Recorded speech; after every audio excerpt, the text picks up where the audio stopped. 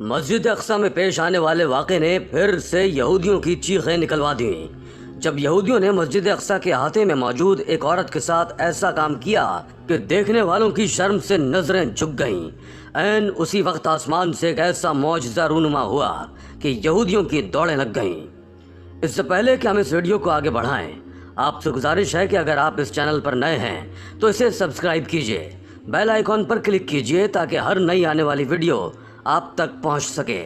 جی تو دوستو، جیسا کہ آپ پچھلی ویڈیو میں بھی دیکھ چکے ہیں کہ رمضان المبارک میں یہودیوں نے نہتے فلسطینیوں پر مسجد اقصی میں حملہ کیا، اور جہاں انہوں نے مردوں کے ساتھ اپنی بربریت کا مظاہرہ کیا، وہیں عورتوں کو بھی نہیں بخشا، اور مردوں کے ساتھ عورتوں کو بھی یرغمال بنا لیا اور ان پر بھی ظلم و جبر ڈھائے۔ ان کے ہاتھوں اور پیروں کو باندھ دیا گیا اور انہیں قید کر کے رکھ دیا۔ ان میں سے ایک لڑکی صوم و صلات اور پردے کی پابند تھی اور انتہائی پرہیزگار بھی تھی۔ اس کے ساتھ اس کی ماں بھی وہاں قید تھی، جس کی عمر لگ بھگ 60 کے قریب تھی۔ یہودی انہیں کھانے پینے کو بھی کچھ نہ دیتے۔ یہی وجہ تھی کہ اس بوڑھی عورت کی طبیعت بگڑنے لگی۔ ان کی طبیعت انتہائی ناساز ہو چکی تھی۔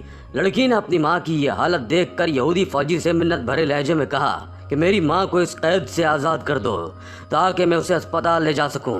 میری ماں کی حالت نازک ہے، وہ مر سکتی ہے، وہ روتے ہوئے بول رہی تھی۔ لیکن اس بے رحم فوجی کو اس پر ذرہ برابر بھی ترس نہیں آیا، اور وہ ایک زوردار قہقہا مار کر ہنسنے لگا اور کہنے لگا کہ تمہارے ڈراموں کا مجھ پر کوئی اثر نہیں ہونے والا۔ وہ لڑکی اس فوجی سے کہنے لگی کہ تم کتنے بے حس انسان ہو، تمہیں میری ماں کی حالت پر ذرا بھی ترس نہیں آتا۔ اس کی اس بات پر فوجی آگ بگولا ہوا تھا۔ اس نے جو پانی کی بوتلیں اپنے ہاتھ میں پکڑی تھیں وہ اس لڑکی کی طرف بڑھا دیں اور کہا کہ یہ لو اپنی ماں کو پلا دو۔ اس لڑکی کے چہرے پر خوشی کی لہر دوڑ گئی، دل میں اللہ کا شکر ادا کیا، اور جیسے ہی اس نے وہ بوتل پکڑنے کے لیے ہاتھ آگے بڑھایا، تبھی اس یہودی نے وہ بوتل اپنے منہ سے لگا لی اور پانی اپنے منہ میں بھر کر اس کی ماں کے منہ پر کلی کر دی اور کہنے لگا یہ لے بڑھیا، اسے پی لے۔ اس لڑکی کے غصے کا تو یہ عالم تھا کہ اس کا دل چاہ رہا تھا کہ اس فوجی کا منہ نوچ ڈالے۔ بوڑھی عورت بڑی مشکل سے اپنے ہاتھوں سے چہرے پر تھوکے ہوئے پانی کو صاف کرنے لگی۔ وہ آسمان کی طرف دیکھتے ہوئے منہ میں کچھ بڑبڑانے لگی اور موٹے موٹے آنسو اس کی آنکھوں سے بہنے لگے، لبوں سے سسکاریاں نکلنے لگیں۔ اس کی زبان پر صرف ایک ہی لفظ تھا اور وہ تھا یا اللہ رحم۔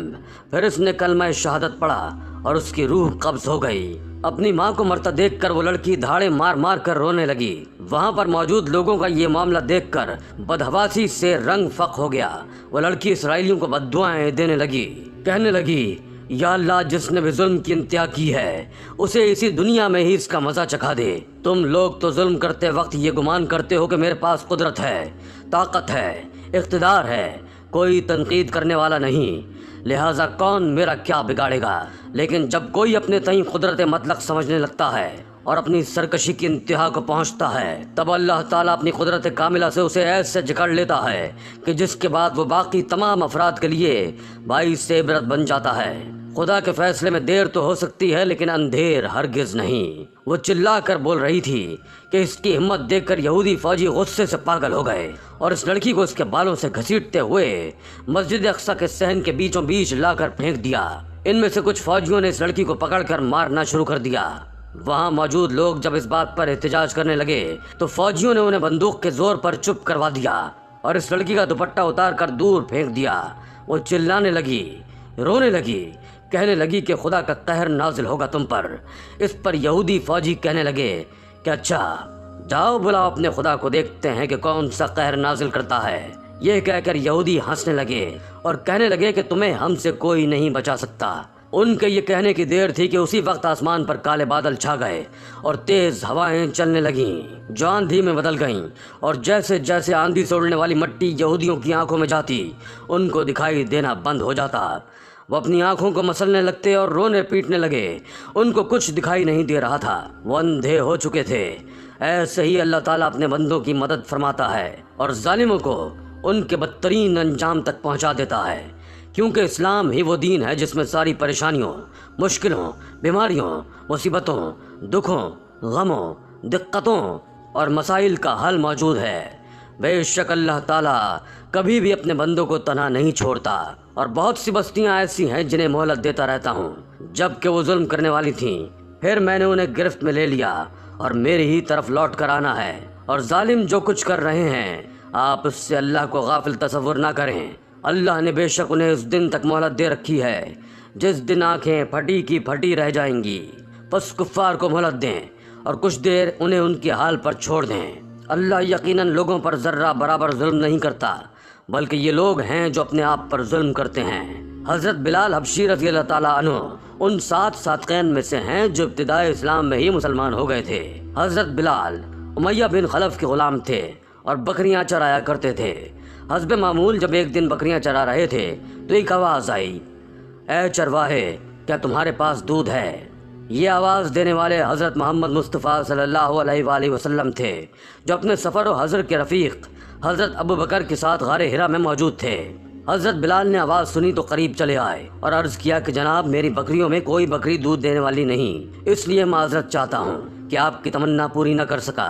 رسول اللہ صلی اللہ علیہ وآلہ وسلم نے فرمایا، اگر اجازت ہو تو سامنے والی بکری کو دیکھ لیا جائے، ہو سکتا ہے اس سے دودھ مل جائے۔ حضرت بلال نے عرض کیا، مجھے کوئی اعتراض نہیں، دیکھ لیجئے، لیکن یہ ممکن نہیں کسی بکری سے دودھ حاصل کیا جا سکے۔ حضور صلی اللہ علیہ وآلہ وسلم نے ارشاد فرمایا، اجازت دینا تیرا کام اور بکری کے تھنوں میں سے دودھ بھر دینا اللہ پاک کا کام۔ حضرت بلال نے بکری خدمت میں پیش کر دی۔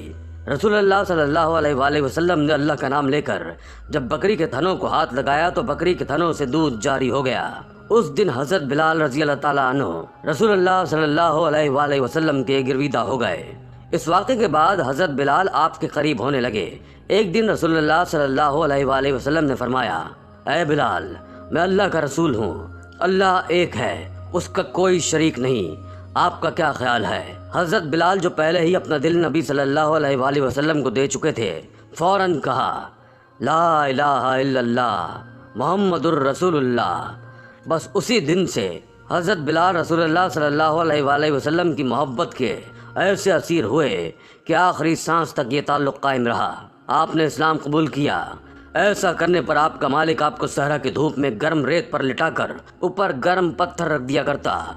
حضرت بلال کا آقا اپنے ناپاک ہاتھوں سے اس معصوم چہرے پر بے تحاشا مارتا اور شرک کرنے کے لیے مجبور کرتا، مگر یہ اسی حالت میں ایک ہی نعرہ لگاتے، احد احد، اللہ ایک ہے، اللہ ایک ہے، اس کا کوئی شریک نہیں۔ ایک دن ابو جہل امیہ بن خلف اور اس کے دوسرے ساتھیوں نے اس قدر مارا کہ آپ بے ہوش ہو گئے۔ آخر تھک ہار کر وہ کہنے لگے، بلال آج جو فیصلہ کرنا ہے کر لو، اسلام چھوڑ دو یا جان سے مار دیے جاؤ گے۔ سیدنا ابو بکر صدیق ادھر سے گزرے تو حضرت بلال کو کفار کے ہاتھوں پٹتا دیکھ کر بے تاب ہو گئے۔ کفار سے مخاطب ہو کر فرمانے لگے، آخر اس مسکین پر کب تک ظلم کرتے رہو گے؟ واپسی پر حضرت بلال رضی اللہ تعالیٰ عنہ پر ہونے والے مظالم کا ذکر رحمت عالم صلی اللہ علیہ وآلہ وسلم سے کیا تو آپ صلی اللہ علیہ وآلہ وسلم کی آنکھیں حضرت بلال رضی اللہ تعالیٰ عنہ کے مصائب سن کر اشکبار ہو گئیں۔ ایک روز رسول اللہ صلی اللہ علیہ وآلہ وسلم نے دیکھا کہ حضرت بلال کو سخت تکلیف دی جا رہی ہے۔ سرور کائنات صلی اللہ علیہ وآلہ وسلم نے حضرت ابو بکر صدیق سے فرمایا، کچھ روپے ہوتے تو بلال کو خرید لیا جاتا۔ حضرت ابو بکر نے حضرت عباس سے جا کر کہا، مجھے بلال خرید دو۔ حضرت عباس نے خرید دیا۔ حضرت صدیق اکبر نے آپ رضی اللہ تعالیٰ عنہ کو آزاد کر دیا۔